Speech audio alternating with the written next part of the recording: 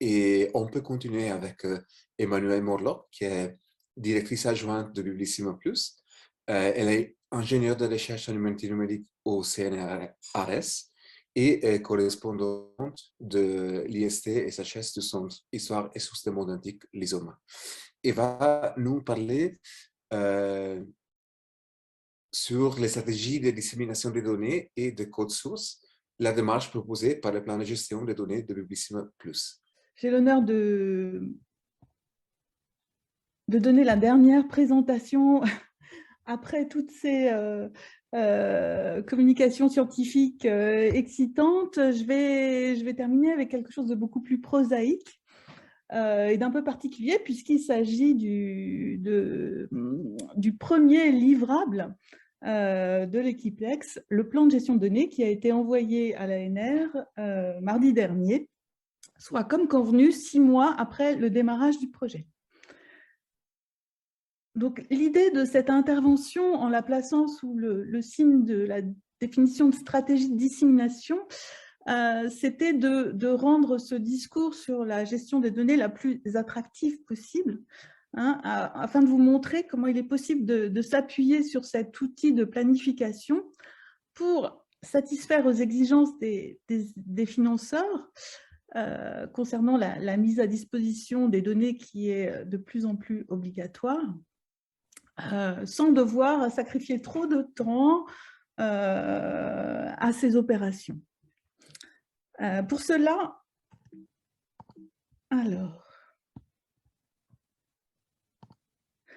je vais commencer par faire d'abord un retour sur le document qui a été envoyé. J'essaierai de démontrer son utilité pour la définition de stratégie de dissémination. Et puis, je ferai quelques points d'attention et j'essaierai de mettre en valeur les bénéfices attendus. Pour commencer, un point important, c'est un point de terminologie. On a beaucoup parlé de données et de partage, et je voudrais préciser que je vais employer ces termes dans un sens un peu différent, pas du tout en ce qui concerne les données dans la perspective scientifique, hein, où les données sont regardées du point de vue de leur signification, de ce qu'elles peuvent dire sur les sources et la transmission des textes. Ici, c'est beaucoup plus prosaïque, c'est plus proche de ce qu'on a concrètement à gérer, à savoir des enregistrements numériques, des fichiers. Hein, et j'emploie le terme de manière très très large, englobant la plupart du temps à la fois les ensembles de fichiers, mais aussi les méthodes, les protocoles ou les codes sources des logiciels, que certains distinguent parce que les procédures de gestion sont un peu différentes, mais c'est le terme, il faut le prendre vraiment au sens large. Une notion importante aussi, c'est la notion de collection de fichiers sous forme de jeux de données ou datasets. Et là, ce qui est important de comprendre, c'est que c'est chaque producteur, chaque scientifique qui définit de manière à la fois scientifique et pratique le niveau de granularité, le niveau d'agrégation et les critères pour faire cette agrégation. C'est ce qui a du sens, c'est pragmatique. Et aussi, quand on parle de partage, c'est pour dire que ce n'est pas le partage au sens de ce dont on a parlé jusqu'à présent, qui est plus au sein du projet, une relation de réciprocité, où on peut dialoguer, où on est plus dans une perspective d'échange et de collaboration. Quand les financeurs parlent de mise à disposition pour le partage, il s'agit vraiment de sortir les données des outils, des portails et les mettre sur des plateformes permettant, des infrastructures permettant de gérer la complexité numérique de l'accès et de la conservation. Et aussi avec suffisamment de documentation pour que d'autres personnes extérieures au projet puissent de manière autonome, leur donner du sens et les comprendre. Je me place tout à fait dans la perspective sur la question de pourquoi partager, pourquoi gérer les données. pourquoi les mettre à disposition? Je me place tout à fait dans la perspective du décret du 3 décembre 2021 qui met en avant la question du respect des exigences de l'intégrité scientifique, de la transparence, et qui pointe vraiment bien ce périmètre: données, méthodes et protocoles et code source.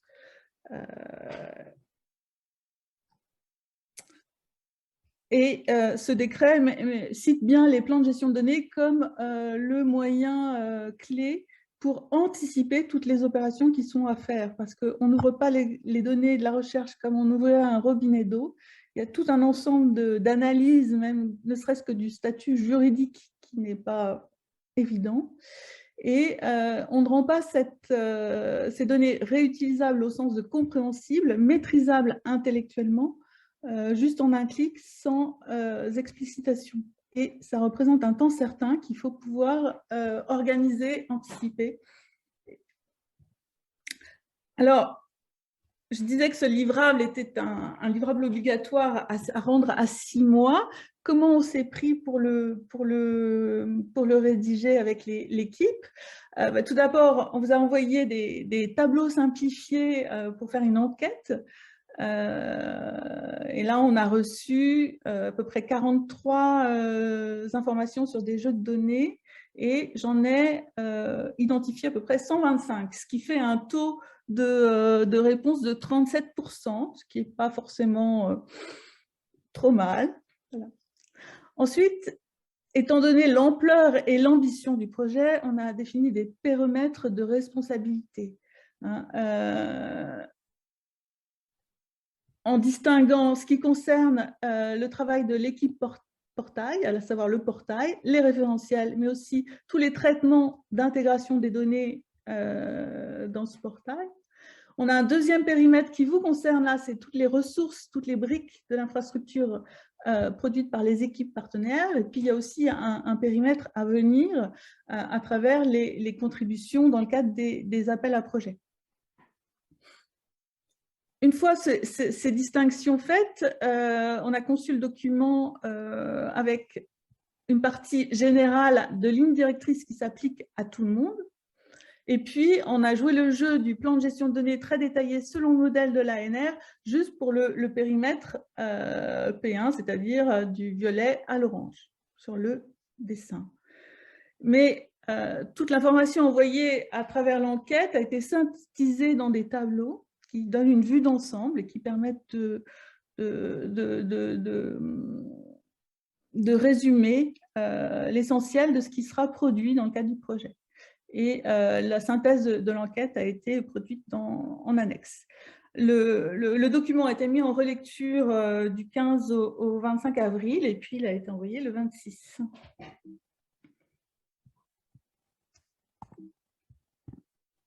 Alors, voilà le plan du document, avec cette partie détaillée ici, qui reprend le modèle ANR, comme je disais, très, très classique, qui envisage toutes les informations importantes concernant la gestion des données de l'acquisition à l'archivage.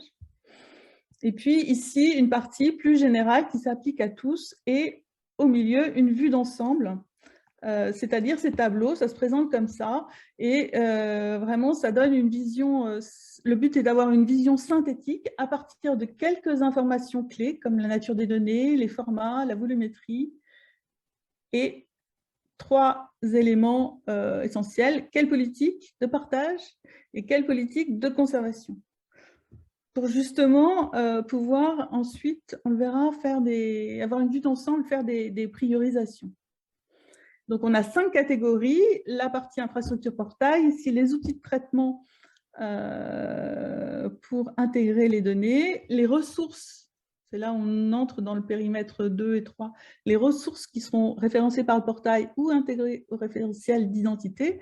Ce qui est important pour nous, c'est de savoir sous quelle forme les données seront fournies, parce que ça aide aussi à l'organisation. Les chaînes d'outils logiciels, et enfin un point sur les autres ressources. c'est assez considérable. On voit bien la nature du projet et la limite peut-être de l'exercice de définir de manière aussi concrète que ce qui est demandé dans un plan de gestion de données sur tout ce qui va être réalisé avec des questions de formatage très précises. Donc la solution pour trouver, c'était donc de distinguer les deux et d'avoir une vision large et générale en formulant des exigences minimales. Et puis de se concentrer sur la partie infrastructure. Des exemples de recommandations générales, bon, il y a un côté un peu formel dans ce type d'exercice, c'est vraiment de rappeler que le niveau de qualité attendu, c'est le faire, dont on a déjà parlé, avec un principe aussi ouvert, c'est-à-dire sans barrière, aussi ouvert que c'est possible, étant donné certaines contraintes ou limites comme la propriété intellectuelle, des données sensibles, etc. Le principe important pour vous, c'est qu'on demande qu'à partir de la version 2, un plan autonome soit réalisé pour chaque livrable en appliquant les recommandations générales, et aussi que au sein des clusters, au sein des journées des clusters, un temps au sujet du plan de gestion de données soit réservé. Et le document a une dimension pratique pour proposer des conventions de nommage, des outils de préparation des dépôts et de rappeler des choses comme des mentions du soutien de l'ANR, etc. Le deuxième élément important, c'est que tout repose sur l'idée de dépôt régulier, de sortie des données, des bases de données vivantes ou des codes sources de logiciels en développement continu pour constituer des ensembles, des packages de données que l'on dépose sur des plateformes faites pour ça, comme Zenodo ou Nakala. Ce qu'on souhaite, ce qu'on demande, c'est que tout ce qui concerne les données qui seront intégrées dans le portail doivent obligatoirement passer par un dépôt. L'équipe portail fera son travail d'intégration en partant des dépôts. Et on demande d'expliciter de manière minimale des choses comme tout ce qui vous paraît important de comprendre sur les données pour pouvoir les réutiliser dans un fichier README, d'avoir une licence complètement explicite et aussi une liste des auteurs, car la question du crédit des ressources numériques est importante, et on sait bien que dans les façons habituelles de citer les auteurs, on ne donne pas assez de crédit à l'ensemble des personnes qui concourent à la réalisation de ces produits de recherche. Le niveau, c'est facilement trouvable, donc j'ai remis les principes FAIR. Je ne voudrais pas insister trop là-dessus, dire vraiment que autour de cette stratégie de mettre en avant des dépôts, on arrive à des principes minimaux. En faisant un dépôt, on obtient un identifiant pérenne et une fiche de métadonnées au niveau du dépôt. On gère aussi les questions d'accès. Les questions d'interopérabilité dans un projet tel que Bissima, c'est pas vraiment une question, puisqu'on peut même dire que le projet est fair by design, tellement la notion des standards, le choix des formats de référence est au cœur du projet. Et l'utilisation de référentiels eux-mêmes FAIR est la raison d'être aussi du projet, qui est un projet d'interopérabilité. Mais pour le réutilisable, vraiment, c'est ces notions de licence et de définition claire du niveau d'ouverture qui est important, ainsi que la façon d'expliciter les implicites et de donner toute l'information importante pour que l'on puisse le réutiliser, notamment dans une perspective de recherche.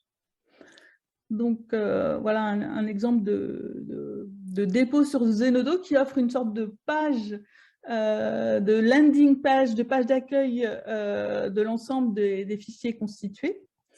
Dans le plan de gestion de données, on fournit en annexe un petit guide à la saisie, le renseignement de cette fiche de métadonnées. Et on pourra, au fil du temps, ajouter aussi des modèles de fichiers README, des choses pratiques qui permettent de gagner du temps. Je disais qu'on demande que pour les données, les ressources intégrées au portail, qu'elles soient déposées sur une plateforme dédiée.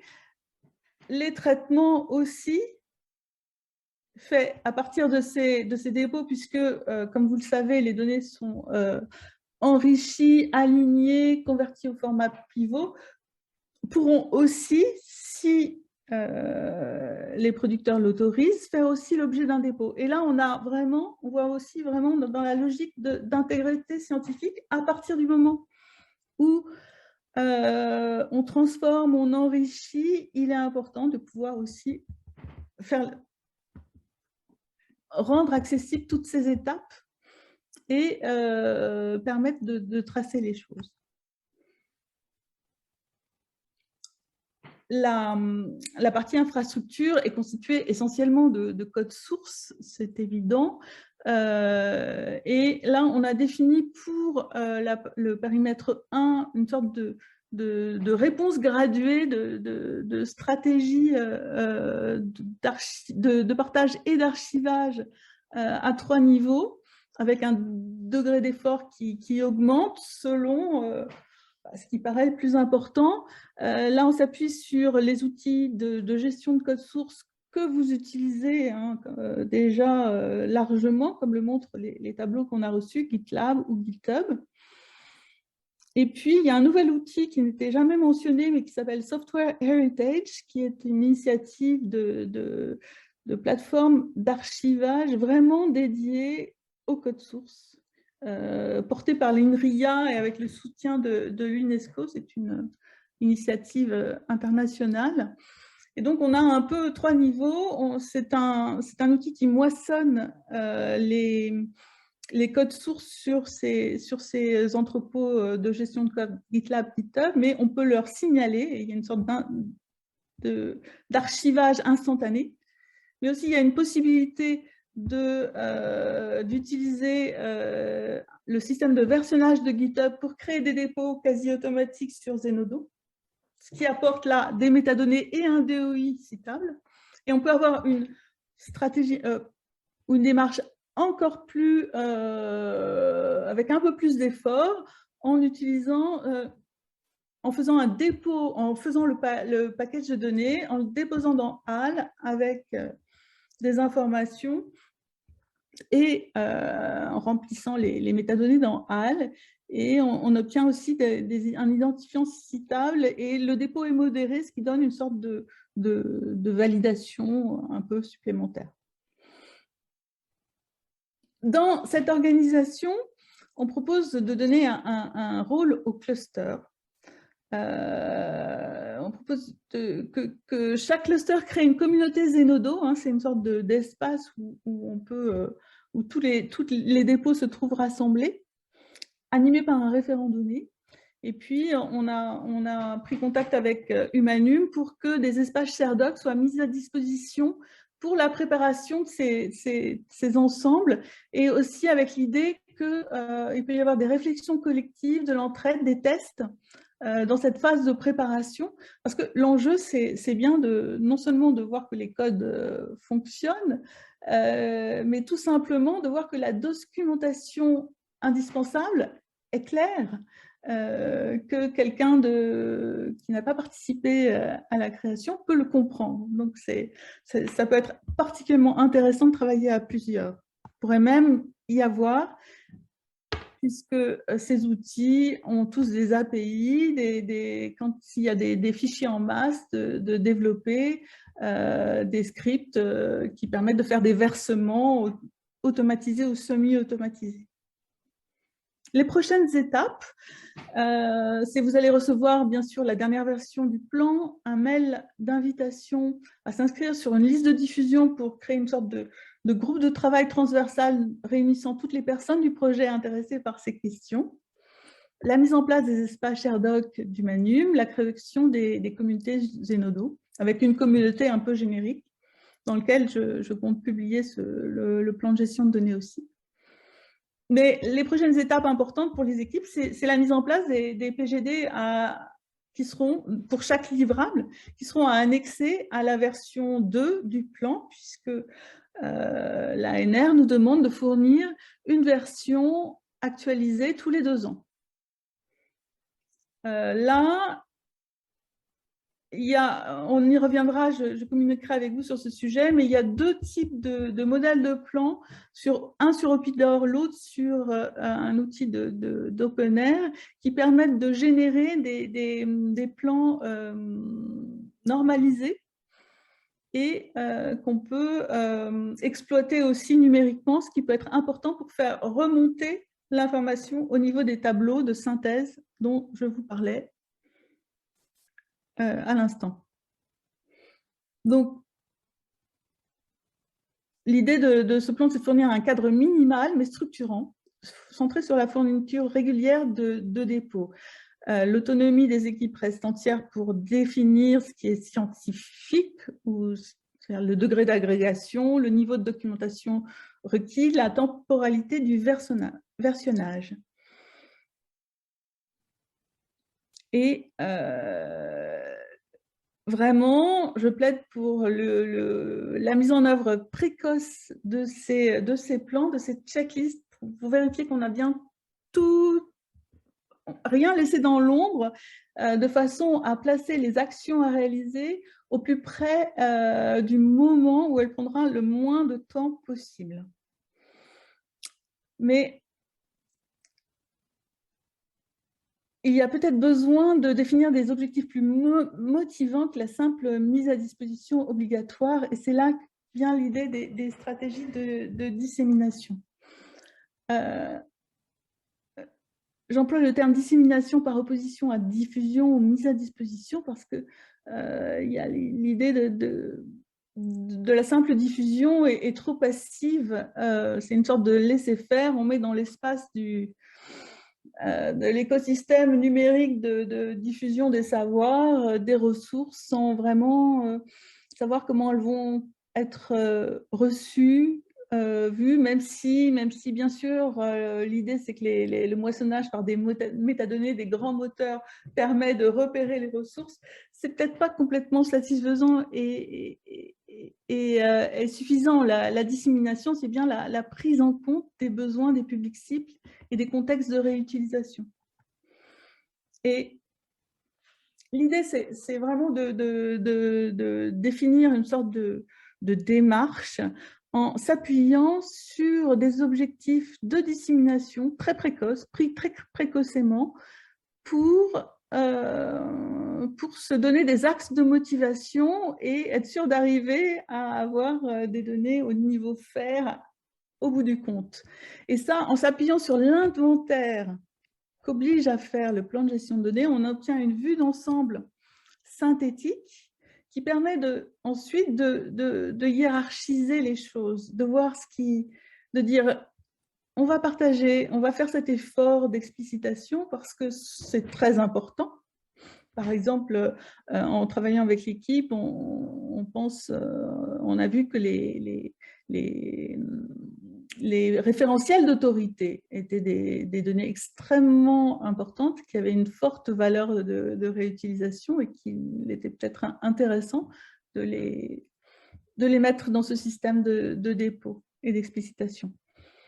Ou alors, on peut dire, on va le faire parce que c'est très facile. Et ça, c'était l'exemple tout à l'heure de code déposé et obtenant un DOI dans le couplage entre GitHub et Zenodo. Et c'est important aussi de dire, bon, ça c'est optionnel et ça, on ne le fera pas parce que soit ça prend trop de temps, soit ça n'a pas vraiment d'intérêt.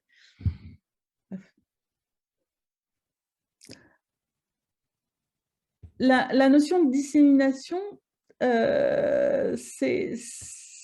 finalement, on part du simple dépôt, qui est le plus passif, à un dépôt certifié par une modération, comme par exemple avec HAL, ou un dépôt cité dans des articles, comme grâce au DEI qu'on obtient en mettant les données sur Nakala ou Zenoto, ou encore un niveau supérieur, un dépôt accompagné d'un data paper, un article de données qui permet de non seulement promouvoir dans une revue cet ensemble de données, mais aussi en donner une explication plus scientifique, plus contextualisée, où on a la place de rappeler les débats, de dire l'importance et d'expliquer à quoi ça peut servir, pour des usages de recherche notamment.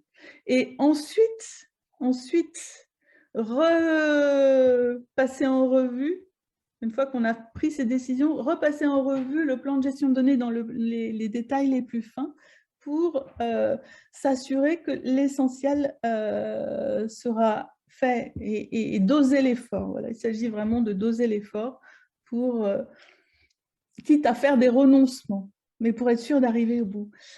Et bien sûr, la question du qui va faire les choses, comment, est-ce que c'est manuel, est-ce que c'est automatisé, est-ce que ça vaut la peine de faire des outils s'il y a une grande masse, et puis quand. Un exemple de data paper qui a été fait dans mon laboratoire autour d'un modèle de terrain dans le désert c'était un code source Python, mais qui avait un aspect théorique, qui avait été traité dans un papier et dans un article. Et il y a eu vraiment une démarche de faire les choses en synergie, de mettre les données sur Zenodo, de faire un data paper pour expliquer comment l'utiliser, et puis d'avoir toute la partie théorique dans un article plus traditionnel. Mais ici, vous voyez que dans la structure de ce data paper, la description du jeu de données, le potentiel de réutilisation, les méthodes vues d'ensemble, c'est très très proche des informations que vous trouvez dans le plan de gestion de données. L'idée, c'est de dire, si vous décidez précocement de faire ce type de mise en valeur, vous allez plus facilement être motivé à faire le plan de gestion de données de façon plus précise, plus rigoureuse. Et en ayant fait ça, 3 ans après, au moment du data paper, toute l'information sera là, ce sera juste de la mise en forme.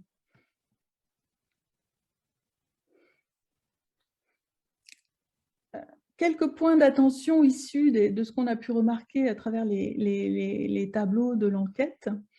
D'ailleurs, on n'a pas tout reçu. Or, on posait des questions qui sont importantes pour l'aide à l'organisation, notamment les dates de rendu prévues, s'il y a utilisation des référentiels ou pas, et toutes les informations qui sont demandées aident vraiment à anticiper et à organiser les choses. Souvent, une conservation à long terme est évoquée, mais ce n'est pas toujours très clair si une prise de contact à ce sujet a été faite avec Humanum et le CINES, parce que la conservation, l'archivage à long terme numérique tel que le définit le CINES, c'est-à-dire appuyé sur le modèle OAIS, avec des versements très formalisés, nécessite l'établissement d'une convention ou en tout cas un travail en commun assez précoce. En ce qui concerne la TUI, je pense que ça pourrait être important de mettre les schémas ODD, qui est une façon d'écrire les schémas avec la TUI elle-même, et de le relier plus à ces notions de pérennisation. Point d'attention pour vraiment veiller dans vos journées annuelles des clusters, d'essayer d'intégrer cette vue d'ensemble formidable qu'on peut avoir sur les travaux des uns et des autres du point de vue des données à cette occasion. Et puis, on voit bien aussi au vu des tableaux que l'essentiel du travail, enfin très souvent, les postdocs, les ingénieurs recrutés vont avoir un rôle sur les données et je voulais vous conseiller de bien indiquer ces tâches dans les fiches de poste pour rendre les choses plus claires. Quel bénéfice d'avoir donc des dépôts citables liés à des publications? Déjà, ça va être une manière de valoriser les résultats du projet d'Equipex et de le faire remonter. C'est une façon de maximiser l'impact des travaux, la visibilité des recherches. Il y a des études régulièrement qui démontrent combien le fait d'avoir des articles qui citent des jeux de données ou des jeux de données associés à des data papers décuple l'impact et la visibilité des recherches. Et il s'agit, après tout, de préparer l'avenir, d'avoir des données vraiment réutilisables pour son futur self, soi-même, dans le prochain projet. On a vu à maintes reprises dans les journées combien il y avait ce besoin de revenir sur ce qu'on avait fait auparavant pour l'utiliser dans de nouvelles perspectives.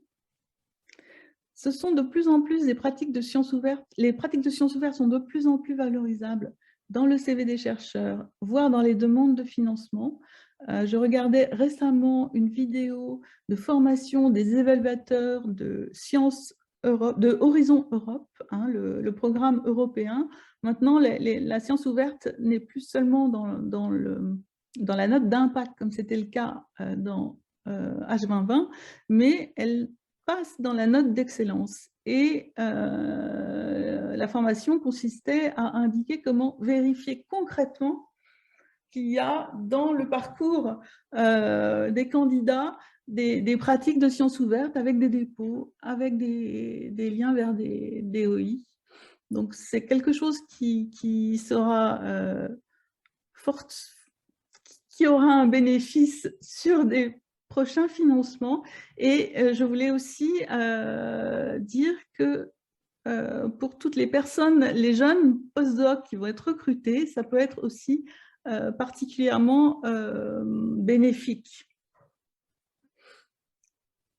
Et puis peut-être, pour terminer, et je terminerai là-dessus, il y a peut-être des réflexions collectives à mener sur la manière dont l'administration de la preuve évolue grâce à ces possibilités offertes par le numérique. Je parlais de Software Heritage qui propose des identifiants liés à des systèmes de gestion de code source.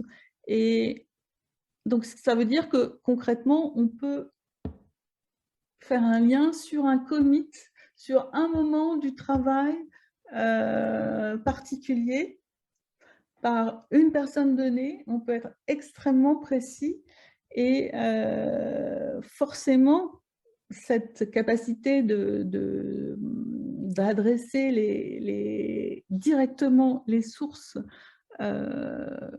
change la manière dont on peut intégrer ces effets de preuve ou d'interprétation aux travaux, avec peut-être un degré d'exigence plus élevé ou de nouvelles exploitations. Mais ça, c'est aussi à inventer dans ce qui fait du sens. Et l'importance du partage, une dernière réflexion sur l'importance du partage. On voit bien avec cette insistance des financeurs sur la mise à disposition ici et maintenant, plus que finalement sur l'archivage à long terme. Finalement, pour des disciplines de transmission des textes, ça doit nous interpeller aussi, et on sait bien que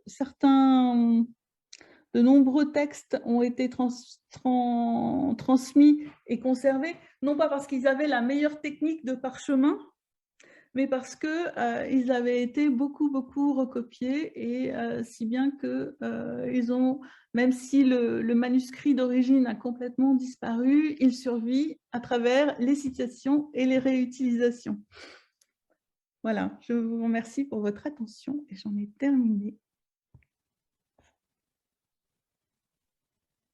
Merci beaucoup, Emmanuel.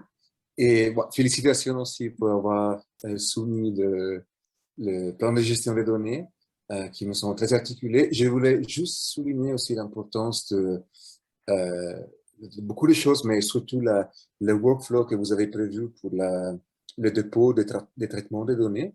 Ça me semble une chose qui est très importante. J'ai pensé pendant la présentation de Jean-Baptiste, en fait, à tous les enrichissements qui se passent sur une source et la difficulté parfois de fermer la boucle et faire connaître aux utilisateurs de la ressource quels sont les enrichissements qui ont été faits par les chercheurs. Et du coup, ça me semble aussi une très bonne idée. Mais je m'arrête ici, je laisse la parole. Je vois Daniel qui a une question ou un commentaire. Merci beaucoup, Emmanuel, c'était vraiment extrêmement clair et ça serait une bonne source à regarder à chaque reprise, surtout pour ceux comme moi qui n'ont pas véritablement soumis à un plan de gestion de données. Donc, ça m'aide beaucoup. Question, tu avais mentionné le dépôt sur Zenodo de BibIndex que je regardais et quelle est la politique de notre projet, je me demande. Donc, dans ce cas, les données qui sont soumises sont plus courtes que la licence. Donc, c'est une nano-publication. Qu'est-ce que vous planifiez en haut pour le projet? Est-ce que, par exemple, moi, quand je transcris des manuscrits, je peux soumettre chaque page à part et créer un DOI à part et ensuite sortir avec 100 000 nano-publications? Ou est-ce que, sérieusement, ou est-ce que c'est mieux de soumettre, je ne sais pas, 10 ou 100 ou 5 gros jeux de données qui sont globalement, je dirais, concentrés? Première question. Et deuxième question, nous avons soumis des modèles de transcription et de segmentation sur Zenodo. On a relativement peu de contrôle qui le télécharge. On sait combien de téléchargements il y a eu, donc dans notre cas 600, qui est énorme. On les a soumis avec une licence share alike. On n'a rien par rapport à tous ces 600 personnes qui ont téléchargé des données. Il n'y a personne d'autre qui l'a ensuite téléchargé un autre modèle ou de données qui aurait profité de cette mise à disposition. Donc, qu'est-ce que de votre perspective un peu plus élevée vous suggérez dans les deux cas? Dans le premier cas, c'est la question à 100 000 $. Et ça, moi, je pense qu'on n'a pas à avoir de politique au niveau de Bibissima là-dessus. C'est vraiment ce qui dépend de la responsabilité, puisqu'il y a un mix entre la charge de travail que ça peut représenter, mais en même temps, si on veut le faire pour chaque fichier, on a intérêt à mettre en place des flux en utilisant les API, et je pense qu'il y a des moyens de traiter ça, des moyens techniques et des compétences pour le faire. Après, c'est une question de qu'est-ce qui a le plus de sens pour les réutilisations. Là, on voit bien que, effectivement, les modèles, et ça m'offre une transition par rapport à la deuxième partie de la question, les modèles d'entraînement dont tu parles, c'est une des ressources les plus intéressantes. On sait qu'il y a un impact très fort, et ce n'est pas pour rien que vous les avez mis sur GitHub, mais effectivement, vous définissez, avec les licences Creative Commons Sharealike, vous définissez des contraintes sur les permissions que vous faites, mais vous n'avez aucun moyen de vérifier les choses. Alors, il faudrait voir si justement il y a des packages qui sont faits, qui sont mis sur Zenodo, si la façon de tracer les téléchargements est plus précise, donne plus d'informations. Ça, je ne sais pas. Mais contrôler le respect, même le respect quand on met du non commercial, contrôler les choses, je ne sais pas. Et est-ce que ça vaut vraiment le coup? Et pourquoi? J'en profite aussi pour dire que le plus simple, c'est, si c'est possible, de partager avec le moins de barrières possible, le plus de CC BY, c'est-à-dire l'autorisation minimale de citer. Même pour des choses, le réflexe quand on est dans la recherche, c'est souvent de mettre share alike non commercial pour forcer un peu, pour empêcher la prédation et pour forcer pour créer un entraînement à reproduire, à propager l'obligation de diffuser sous licence ouverte. Mais en même temps, ça crée des barrières. Et est-ce que l'utilisation commerciale de vos modèles, est-ce que c'est un problème? Il me semble que dans l'esprit européen et dans l'esprit, c'est aussi pour stimuler l'innovation, pour stimuler la recherche économique. Et s'il y a du bénéfice qui est fait sur des produits de la recherche, est-ce que ce n'est pas très, très bon? Est-ce que ce n'est pas ce qu'on cherche? Et on voit bien, est-ce que la stratégie, ce n'est pas plutôt de permettre de devenir la référence dans certaines méthodes et de faciliter les choses en mettant le moins de barrières possible? Mais en tout cas, cette question mérite d'être assumée et réfléchie et pas forcément mis un peu par autant. Mais pour vérifier, on n'a pas vraiment de moyens et soyons clairs, des procès pour non-respect de licence share alike, je n'en ai jamais vu. Et je pense que ce n'est pas la question. Voilà. Donc, je ne sais pas si je réponds bien là-dessus. Oui.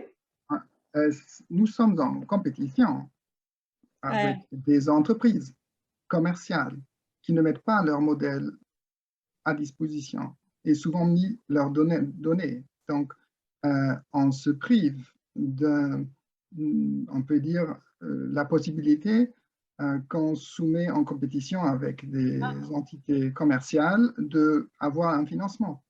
Donc, si notre propre branche sur laquelle nous sommes assises, avec la compagnie Teklia avec laquelle nous collaborons, nous leur avons dit, nos modèles en hébreu, vous pouvez les utiliser, il n'y a pas de souci.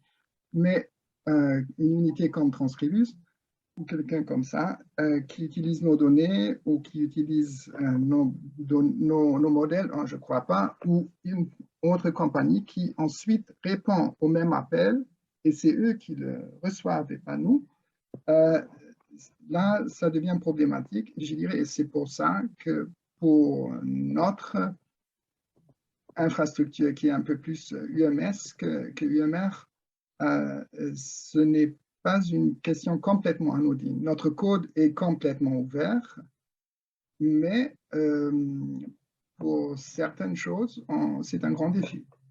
Oui, mais il y a peut-être d'autres licences plus précises aussi à évaluer. Mais ça, je comprends tout à fait. S'il y a compétition, il faut absolument se protéger.